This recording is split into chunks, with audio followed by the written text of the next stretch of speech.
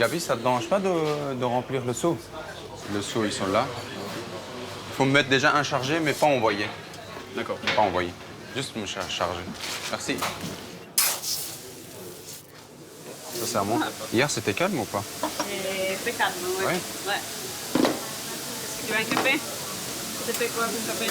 Ouais, vas-y, fais-moi un petit Jamaïque, s'il te plaît. Jamaïcain, Ouais. d'opium? Non, un espresso. Espresso? Ouais.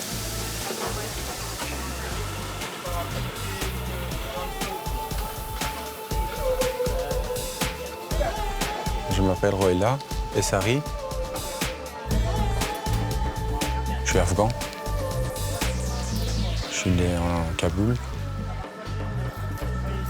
J'ai traversé toute l'Europe pour arriver en Belgique. Et là, maintenant, je suis torréfacteur de café chez Colica. Je suis pas un amateur de café. J'aime pas quand c'est trop fort. J'aime bien quelque chose d'un peu doux, Très bien. sans sucre évidemment. Eh ben, chez Colica, tu as toutes les sortes de café. On a de Guatemala, Wewe, qui est juste là. C'est un café très doux, mais il est légèrement fruité. Soit un Brésil Cerrado. C'est pas trop. C'est un café très doux, mais un peu chocolaté quand même. Mais non, je sais plus. Là. Ah là, Bon, allez, Brésil. Brésil. On fait un longo. S'il vous plaît. Alors, c'est parti. Combien il y a de sortes de café ici?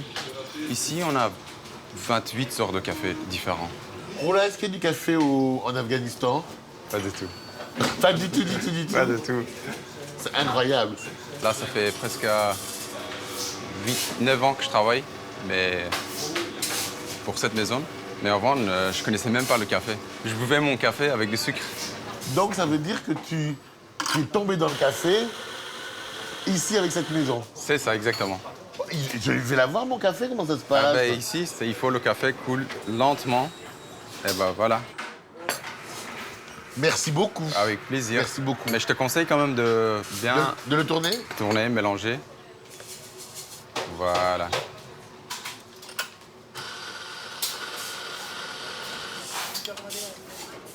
C'est effectivement très doux. Et là, Je peux venir ici? oui. En vrai. Le café, il arrive vraiment comme ça, dans les sacs comme ça? Bien sûr. C'est pas pour le folklore? Non. C'est vraiment de vrai? Ouais, bien sûr, tu vois, hein. Tu vois le... c'est Je peux vraiment- toucher ou pas? Bien sûr. Ça, c'est Guatemala, Antigua. Il vient de Antigua. Et là, on a Colombie. Ça, c'est un café colombien. Colombien, c'est ça. Et là, tout à l'heure, tu as bu un café brésilien. C'est celui-là. Mais pourquoi ils sont si blancs? C'est pas blanc, c'est café vert. Il est comme ça. D'accord. C'est un convoyeur. Le café, ça souffle. Et il va où? Et il va dans la machine. Là? Là, Ah oui, pour d'accord, ok. plafond. D'accord, ok. Voilà. Après, ils nous attendent là-bas. Et ça, là... Ah, mais oui, c'est très lourd. Parce qu'aujourd'hui, on va travailler ensemble. Hein. Ah bah, y a pas de souci, avec bonheur. Allez. Fais attention, hein. Lui, c'est un Éthiopien. Ah ouais, mais ça fait de la poussière. Ah, évidemment. Fais. Boum, boum. Je peux le faire comme ça? C'est ça, exactement. Merci beaucoup. Hein. Merci. Et donc là, c'est parti. Juste pour que on comprenne. C'est quoi torréfier le café? Ça veut dire quoi? Torréfier, cuire le café. Pour Cuire. Cuire le café. Donc, le café est vert. Pour torréfier le café, on en a besoin de chaleur.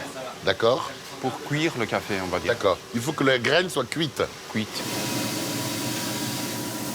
Et ben voilà, tu vois que le café au départ, Ah, mais oui, c'est ça qui est formidable. c'est ça. Le café au Là, départ, il est quoi? Il est vert, là, c'est non? café vert. Et après, fur et à mesure, ça change de couleur. Il vient un peu doré.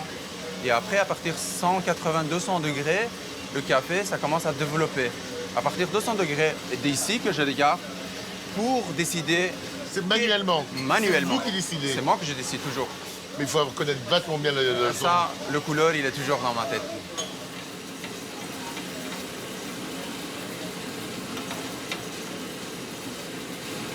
Et après, il va sortir dans la refroidisseur. Pour D'accord. rester refroidir pendant 6 minutes. De là, je sors, Et après, on peut le conditionner. empaqueté, mettre dans la chambre froide. En chambre froide après. Chambre froide. Il y a certains cafés qui doivent reposer pendant 2 semaines. Il y a Pourquoi cela particulièrement? pour avoir le goût. Pour que le goût sorte mieux. Sur mieux, c'est ça.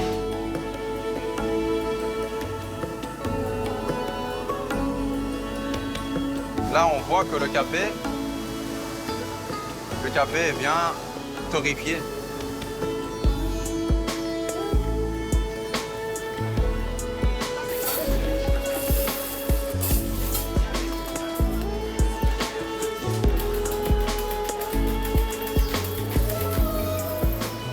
Rohula, vous savez d'où il vient, vous connaissez son histoire. Bien sûr.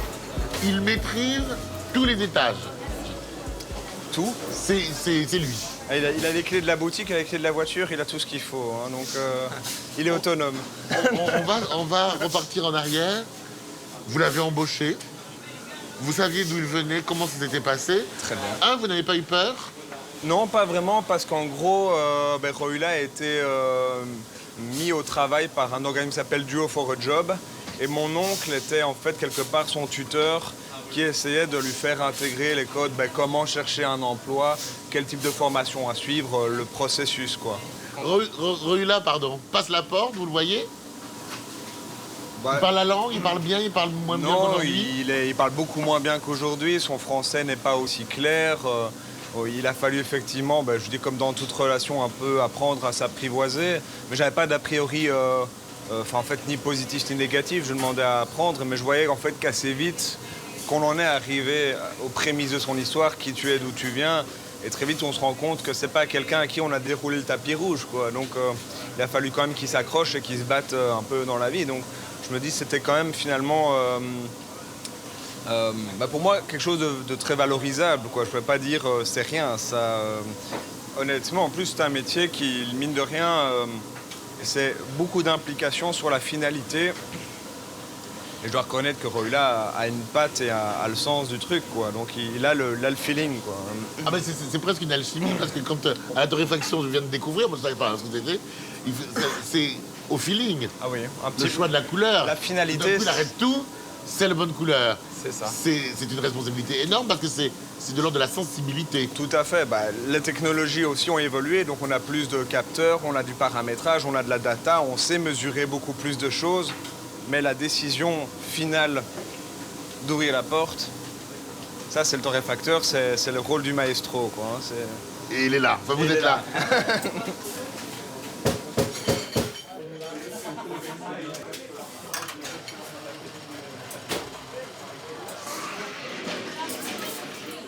Charlotte, quand vous êtes arrivée ici, est-ce qu'il vous a parlé un peu de lui? Un peu De lui? de lui, De son histoire? de son histoire. On s'est rencontrés au cours de français. Vous venez d'où, vous? Moi, je suis colombienne de base, D'accord, mais j'ai grandi à Madrid. d'accord. Donc vous avez migré, vous aussi. Et vous êtes rencontrés au cours de français. Cours de français. Et c'est comme ça que vous êtes venu travailler ici? Oui. Ah, c'est lui qui vous a donné un coup de main? Ah, en plus? Exactement. Merci, Rohula.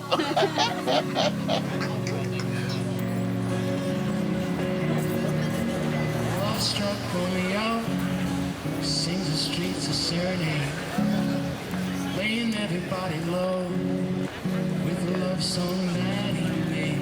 All I do is kiss you, you the bars of a rhyme, singing Juliet to the stars with you anytime. Juliet. Alors, qu'est-ce qu'on va faire, là, ce soir? Là, on va faire un cranberry palau. Oh, mais sinon, ça va vite, hein. Faites gaffe, quand même, hein. Ouais. Ça arrête là, hein. Ah, on va commencer à cuire. À le faire dorer. Là, et on va mettre les viandes dedans. C'est parti. Qu'est-ce que c'est comme viande? C'est des gigots. Là, on tourne. Faut que ça prenne un petit peu. Ici, on a vraiment des épices qui viennent d'Afghanistan. Et là, Ça vient d'Afghanistan. Oh, et ça, c'est le piment d'Afghanistan, vraiment. C'est ma mère qui m'a envoyé, c'est elle-même qui l'a fait. c'est d'autant plus précieux. C'est ça. Attention, hein, attention, hein, attention. Hein. On va essayer de mettre un petit peu. Oui, comme ça, elle sera un peu avec nous. L'année dernière, tu as vu ta famille, tu as vu qui alors? Ma mère, mon père, mon petit frère. Et ta sœur? Ma soeur est déjà mariée. Elle est mariée? Ouais. Alors toi, justement, Parle-moi un peu de ta famille. Mon père, il était chauffeur de taxi. Et ma mère, il travaillait à la maison, comment on dit, couture. Oui. Elle était couturière. Un peu derrière, exactement. Elle faisait à la maison. Sinon, moi, je faisais des études. D'accord. J'ai fini juste secondaire. Oui. Et puis, j'ai Juste avant l'université, C'est tu as ça. dit partir. J'étais dans une situation que je devrais partir. C'était un risque pour moi rester là-bas en plus. Donc, je voulais plus prendre ce risque. Et j'ai pris cette décision. Et au départ, ma mère, elle voulait pas. Et après, au final, ils ont été d'accord. Mais c'est vraiment le parcours que j'ai fait, c'était vraiment risqué. Pourquoi un lycéen, tu avais 17 ans, qu'est-ce qui fait qu'un jeune homme, un tout jeune homme que tu étais, avait déjà pris des risques? J'ai été dans une organisation d'apprendre la langue anglaise. Quand j'ai arrêté, et mon nom était dans le système. Tu t'es rendu compte que tu vivais sous une dictature? Mais c'était pas une dictature, c'était plus démocratie, mais c'est juste que, vu que le gouvernement afghanistan, ça existait encore. Oui, à l'époque. À l'époque. Oui, c'était avant la dictature violente. C'est ça. Et puis, les talibans étaient toujours aussi présents, en cachet. Quand tu travailles pour une association européenne et les Américains, et du coup, ton nom, il est toujours dans le système chez eux. Soit tu restes, tu prends le risque de vivre là-bas jusqu'à ce que tu es vivant et qu'ils t'attrapent et tu es fini. Et soit c'était comme ça parce que moi, je voulais pas prendre ce risque de rester là, en vivre avec le peur. Donc, Vivre avec la peur, c'était pas possible. non. Tu vas m'aider alors? Tiens. Ouais. Ça. Merci. Je sais pas comment on fait à l'afghane. Hein. D'ailleurs, à l'afghane, on n'a pas de couvert. Avec la main. Et là, ça c'est magnifique. Pas trop, pas trop, pas trop. Merci. Allez, j'embarque. C'est comme un voyage, en fait, là. C'est comme un voyage. Après avoir fait partie de cette organisation à 17 ans, tu sens qu'il faut partir. Un de tes amis a déjà disparu. C'est ça. Donc il y a une urgence. C'est une question presque de vie ou de mort. Tes parents acceptent. Qu'est-ce qui se passe? Je suis parti, j'ai pris la voiture pour venir à la frontière de l'Iran. Oui. Et puis j'ai resté là pour trouver un passeur. En Iran, quand je suis arrivé à Téhéran, j'ai resté 3 jours. D'accord. Donc tu es allé directement à Téhéran. Téhéran. Et de là, qu'on nous a présenté un autre passeur pour passer en Turquie. Et là, pour passer la frontière, on a passé à la montagne. Donc on a marché. Ah oui. On a marché presque pendant 9 jours. Et c'était encore en hiver, on était en hiver. Il faisait super froid. Mais figure-toi qu'on voyait des gens qui étaient morts là, on pouvait rien Sur la faire. route. Bah oui. Et dans la neige, on ne pouvait rien faire. Donc on était obligé de continuer notre chemin. Et après, il nous a ramenés dans un endroit plus tranquille. Il nous a donné à manger et il nous a donné une petite place pour prendre une douche et tout. Et là, on a resté 2 jours. Il nous a fait un faux passeport Oui. pour arriver en Istanbul. Et là, il te promettait de te passer où? Parce que là, on est en Turquie, donc. Mais en Turquie, on tue On te met la Grèce, alors. Grèce. Ouais. Et puis, il nous a donné un petit bateau gonflable. On a mis dans l'eau. Et après 20 minutes, Le bateau s'est renversé. il y avait la police de Turquie qui nous a attrapés. Oui. Il nous a ramenés en Turquie. Et, vu que j'étais mineur, ils m'ont pris et ils m'ont mis dans un centre fermé. Et là, j'ai resté pendant longtemps. Combien de temps? 6-7 mois. Quelle horreur. Et comment ça s'est passé? Au final, vu que j'avais fait le greffe et tout, La grève. les greffes, oui. La grève de la faim. Exactement, Tu as arrêté de t'alimenter. c'est ça. Je n'ai pas mangé pendant 1 semaine. À ce moment-là, ils ont appelé l'ambulance et puis Médecin, hôpital. Médecin, hôpital. Et puis à ce moment-là, ils m'ont apporté un avocat pour me laisser partir. Et là, en Grèce, qu'est-ce qui se passe? En Grèce, que j'ai resté presque 11 mois. En Grèce, tu es indépendant. tu fais ce que tu veux. Mais tu nourris? Tu manges avec ta propre argent. Ah oui, donc tu es totalement livré à toi-même. Toi-même. Il n'y a pas une association qui te aide, il n'y a rien. Il n'y a rien. Mais ton idée, c'est d'aller en Italie. Mais mon idée, c'était bien sûr. Comment tu y arrives? Il y avait un monsieur qui nous dit, on dit là-bas, on dit game garantie. Game garantie, ça veut dire qu'il y avait, à chaque fois, il disait le game. Ah oui, si tu fais avec moi, tu garantis d'aller en Italie. Le game est garanti. Oui, le game est garanti. D'accord. Elle m'a dit, on en a du game garanti. Il m'a montré des photos, des vidéos. Et il m'a convaincu. On a essayé de bloquer l'argent. Oui. Et puis, il nous a dit, ce jour-là, Oui. la voiture, il va venir vous chercher. Oui. Et le soir, il nous a venu chercher. Il nous a mis dans un conteneur. Et les yeux fermés, les mains fermées. Et on était là pendant presque 10 jours. Quoi? Oui, mais il vous enferme dans un camion, mais c'est pour quoi faire? Pour l'argent. Il vous donne l'argent? Non, il faut que tu donnes l'argent.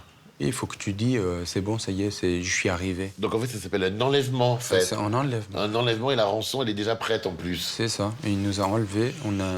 On était bloqués pendant 10 jours. Et chaque nuit, le soir, il venait nous frapper. Pourquoi? Parce qu'on n'a pas donné l'argent. Voilà. Et tu n'as pas peur de mourir à ce moment-là? Mourir, de toute façon, le trajet que j'ai fait, c'est le la risque. mort. C'est le mort. Hein. C'est la mort. Le montagne que je montais, je me dis, Je ici, vais avec mourir la à chaque neige. pas. Prochain pas, je vais mourir. C'est ça. À chaque étape, hein, je voyais le mourir devant mes yeux. Donc je me suis dit, dans le conteneur aussi, c'est la même chose. Parce que chaque fois, il venait avec des armes. Il est difficile de rentrer dans les détails lorsqu'on a subi la violence. Ouais, ça... Il y a toutes sortes de violences que la pudeur C'est ça. nous empêche de dire. C'est ça, exactement. Mais Mais on les a subis. c'est ça, exactement. Comment on sort de ça? À Athènes, je suis de nouveau retourné. J'étais tout Au perdu. départ. Ah ben, moi, j'avais perdu de l'espoir, hein, surtout. J'avais perdu l'espoir. Je me rappelle encore, Quel enfer. Quel enfer. j'avais perdu l'espoir comment je vais me mettre de nouveau. Parce que je racontais à mes amis, ils me disaient, il faut pas prendre le risque.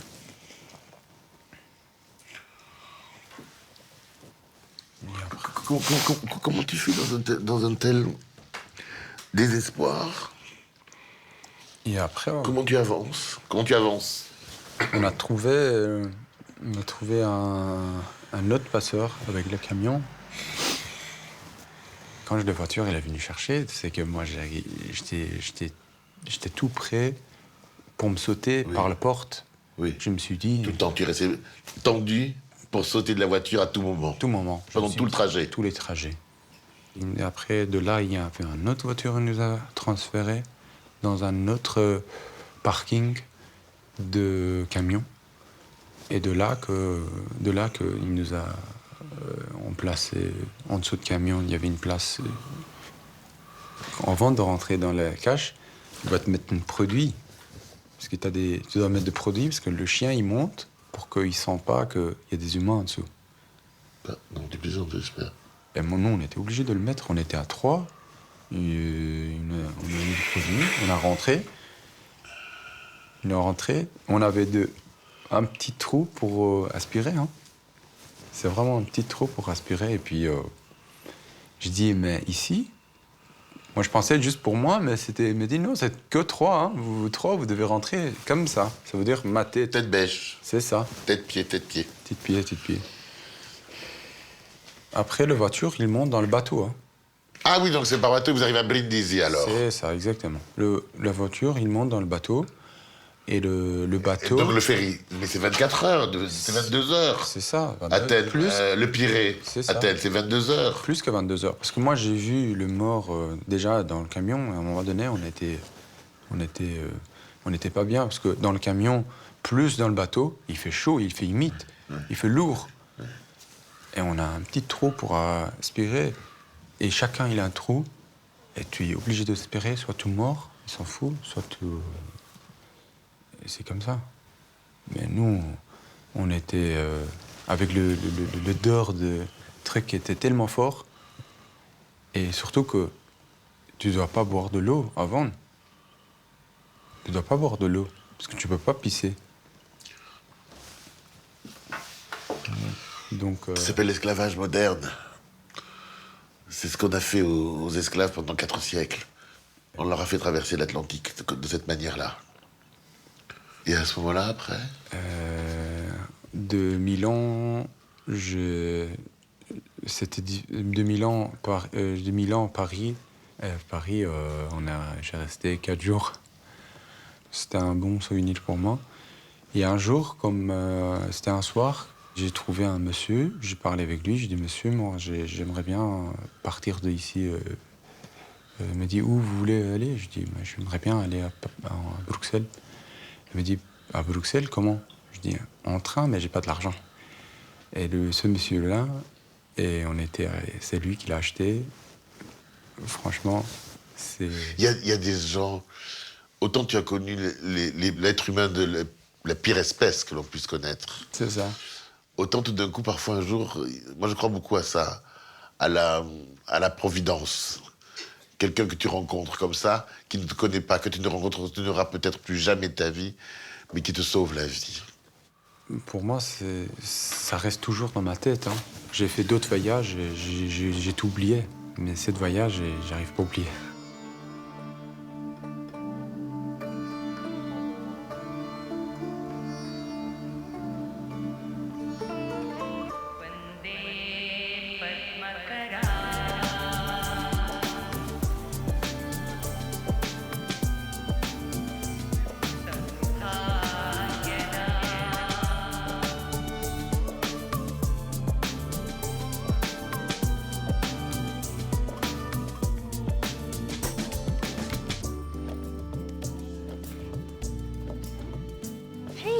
Ça va? Ça va et toi? Super, c'est chouette de te voir ici. Merci, ça fait plaisir.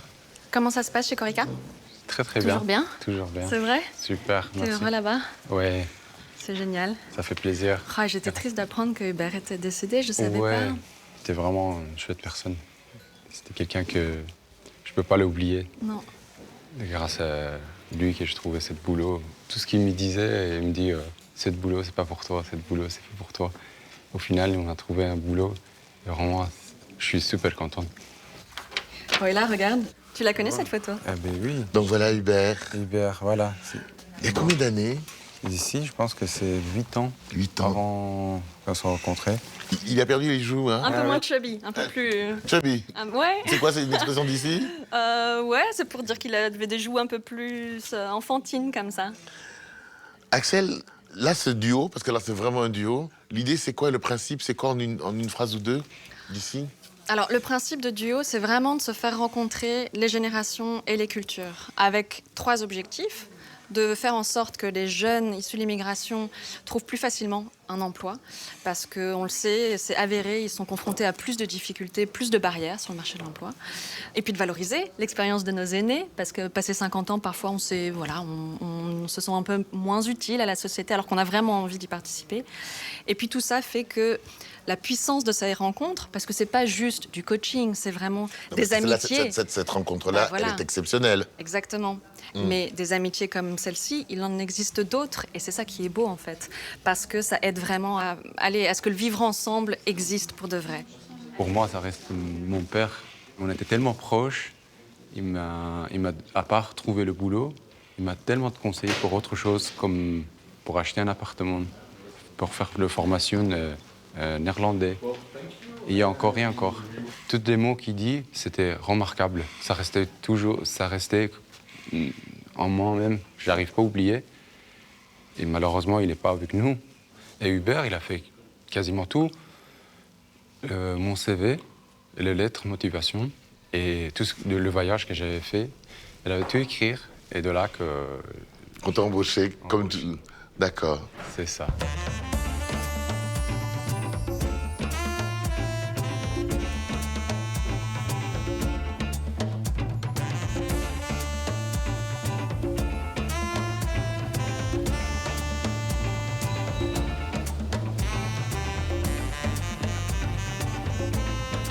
pour tous les chemins que j'ai fait grâce à Hubert,